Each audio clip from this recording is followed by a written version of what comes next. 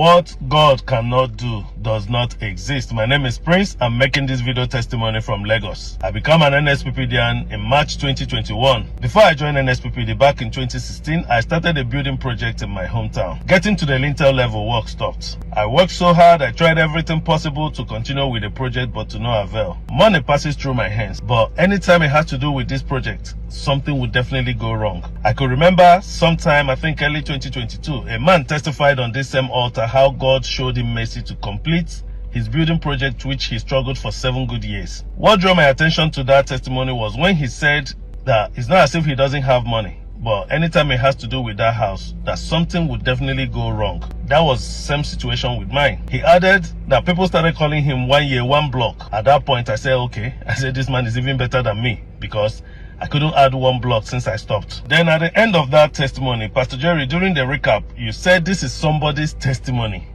I grabbed it, I ran with it. So I started praying. That's in 2022. I had a dream. In that dream, I visited you, Pastor Jerry. At that moment, I know something has taken place spiritually. So I keep praying. Then that 2022, I traveled during the Christmas in 2022, December. After the celebration of Christmas, January 5th, I decided to leave.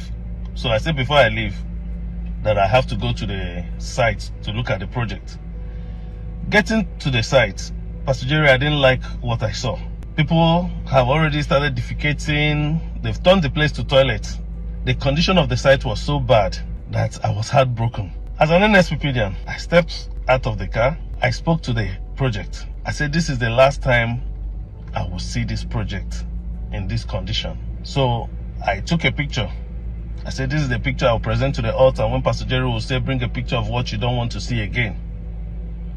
Then when I was about to leave, something just ministered to me that I should fetch sand, which connected direct to the land. During NSPPD, I'll present the sand, I'll present that picture.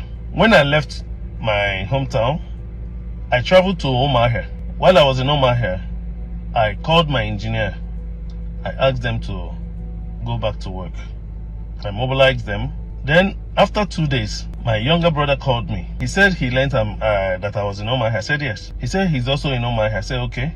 I gave him the address of the hotel where I was. He came there. I asked him, I said, I didn't see you for Christmas and I learned you came and you traveled.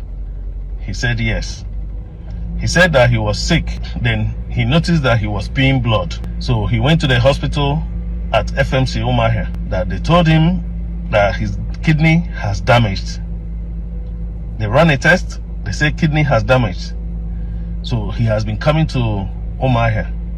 I said, not under my watch. I told him, I said, okay, now you are going to join the NSPPD because I've been sending this link around. So I gave him the link. I gave him data. I went back to my room. I knelt down.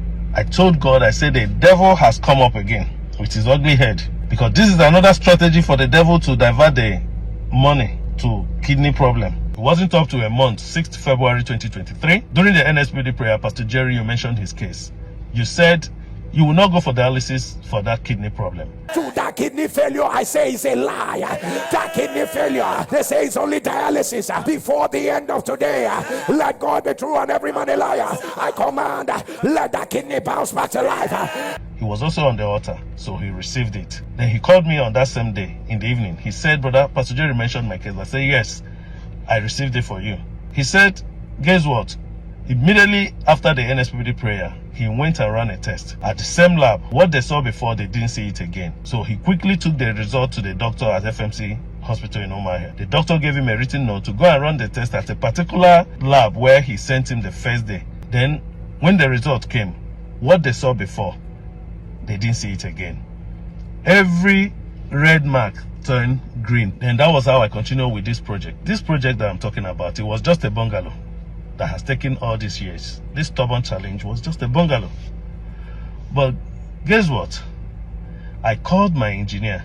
I asked them to crack the house. We are restructuring this house and we're lifting the house to duplex. They were surprised. The first day, Pastor Jerry, you mentioned about the church building project. I screenshotted the account number that was projected on that screen. One day I woke up, I sowed a seed. I said, if I build God's house, God will build my house. So I had that confidence that error is involved. Even when Pastor Jerry, when you will say, receive the mantle for completion. Mantle of completion. Receive it. It wasn't a joke. I don't take it for granted. I receive it. I didn't only complete this project. I tiled the road. I installed the street light. In fact, the streets have there our name now like this. What God cannot do does not exist. I learned some people said I was struggling to build a boys' quarter. Pastor Jerry, I present to you a boys' quarter that has a boys' quarter. God bless you, Pastor Jerry.